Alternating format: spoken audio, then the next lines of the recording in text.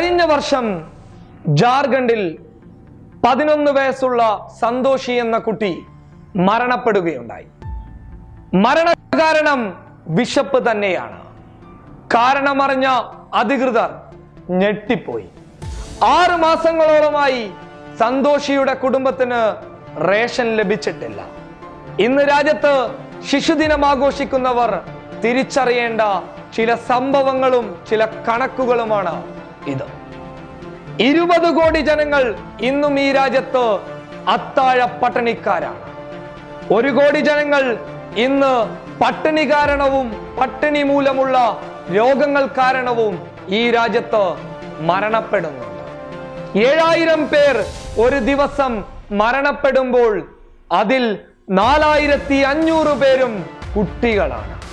30% നവജാത ശിശുക്കൾക്കും തൂക്കം കുറവാണ്.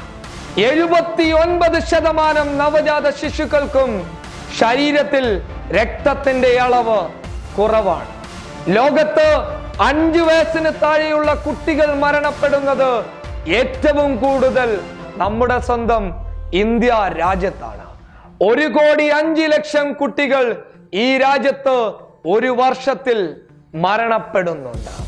ഈ രാജ്യത്തെ ജനങ്ങൾക്ക് വേണ്ടി, ഈ രാജ്യത്തെ കുട്ടികൾക്ക് വേണ്ടി, ഗർഭിണിയായ അമ്മമാർക്ക് വേണ്ടി ഈ രാജ്യത്തെ സർക്കാർ ഒരുപാട് പദ്ധതികൾ കൊണ്ടുവന്നിട്ടുണ്ടായിരുന്നു. അതിലൊന്നാണ് ആയുഷ്മാൻ ഭാരത്, മറ്റൊന്ന് പോഷൻ അഭിയാൻ. ആയുഷ്മാൻ ഭാരത് എന്ന് പറയുന്നത് സ്ത്രീകൾക്കും പുരുഷന്മാർക്കും കുട്ടികൾക്കും പാവപ്പെട്ടവരായിട്ടുള്ള സാധാരണ ജനങ്ങൾക്ക് മരുന്നുകൾ നൽകാനുള്ള പദ്ധതി. മറ്റൊന്ന് പോഷൻ അഭിയാൻ. 6 വയസ്സുള്ള കുട്ടികൾ മുതൽ ഗർഭിണിയായ സ്ത്രീകൾക്ക്, മുലയൂട്ടുന്ന അമ്മമാർക്ക് പോഷകാഹാരങ്ങൾ നൽകാനുള്ള പദ്ധതി. അതിന്റെയും അഡ്രസ് ഇന്ന് കാണാനില്ല. ഈ രാജ്യത്തെ ജനങ്ങൾ തിരിച്ചറിയേണ്ട ഒരു വലിയ സത്യമുണ്ട്. ഇന്നും ഈ രാജ്യത്ത് കുട്ടികൾ സുരക്ഷിതരല്ല.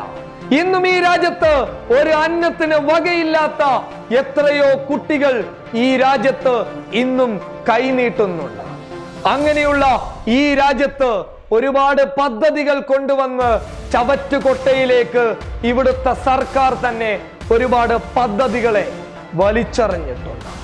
ഈ രാജ്യത്ത് ഇന്നും കുട്ടികൾ മരണപ്പെടാനുള്ള കാരണം പോഷകാഹാരക്കുറവും വിശപ്പുമൊക്കെ തന്നെയാണ്. കാക്കകൾക്ക് കാഷ്ടിക്കാനുള്ള, പക്ഷികൾക്ക് കാഷ്ടിക്കാനുള്ള പ്രതിമകൾ തന്നെയാണ് ഈ രാജ്യത്തെ സർക്കാരിന്റെ ആവശ്യം, അവരുടെ ആഗ്രഹം. അത് നിറവേറ്റാൻ ഇവിടുത്തെ കുട്ടികളെ, ഇവിടുത്തെ പച്ചയായ മനുഷ്യരെ ഇവർ ബലി നൽകാൻ തയ്യാറായി തന്നെയാണ് നിൽക്കുന്നത്. BBC-യുടെ കണക്കുകൾ സൂചിപ്പിക്കുന്നതും ഇത് തന്നെയാണ്.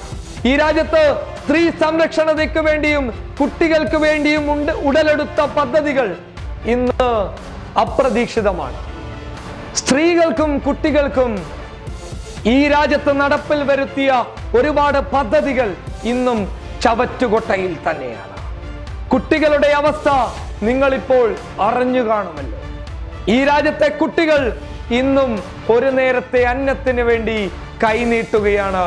വിശപ്പ് കാരണം മരണപ്പെട്ടുകൊണ്ടിരിക്കുകയാണ്. ആ വേളയിലാണ് രാജ്യത്ത് ശിശുദിനം ആചരിച്ച് ഒരുപാട് കുട്ടികൾ പുത്തൻ വസ്ത്രം ധരിച്ച് റോഡിലുള്ള നാനാഭാഗങ്ങളിലൂടെയും ഘോഷയാത്ര നടത്തിയതും സ്കൗട്ടും ഗൈഡും നടത്തിയിട്ടുള്ളതാണ്. അത്തരക്കാർ ഈ കണക്കുകൾ മനസ്സിലാക്കിയിരുന്നുവെങ്കിൽ ഇന്ന് തെരുവിലുള്ള കുട്ടികൾക്ക് ഒരു നേരത്തെ അന്നമെങ്കിലും നൽകുമായിരുന്നു. News desk, public Kerala.